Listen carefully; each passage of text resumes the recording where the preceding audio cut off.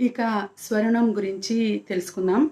స్వరుణం ఎలా చుట్టుకుంటుంది అంటే, పూర్వీకుల నుండి వచ్చే సాంప్రదాయాలను కానీ, ఆచారాలను కానీ నిర్లక్ష్యం చేసి విడిచిపెట్టిన వాళ్ళను, పాటించకుండా విడిచిపెట్టిన వాళ్ళకు ఈ స్వరుణం అనేది చుట్టుకుంటుందండి. జాతకునికి భగవంతుని మీద నమ్మకం లేకుండా, భగవంతుని మీద భక్తి లేకున్నా కూడా ఈ స్వరుణం అనేది జాతకునికి చుట్టుకుంటుంది.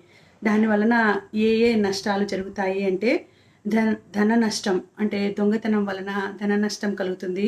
అలాగే పాడి గేదె కానీ, పాడి ఆవు కానీ మరణిస్తుంది. అలాగే పక్షవాతం అనేది వస్తుంది. పరువు ప్రతిష్టలు అనేవి అతనివి దిగజారిపోతాయి. అలాగే ఎప్పుడూ అనారోగ్యంతో ఉంటాడు. ఆరోగ్యం క్షీణిస్తుంది. ఇలాంటి వాటికి నివారణ చర్య అంటే బైరాగులకు గోధుమలు, బెల్లము పంచిపెట్టాలి. అలాగే వేలికి రాగి ఉంగరం ధరించాలి. రాగి కూడా దానం చేయాలి. మంచి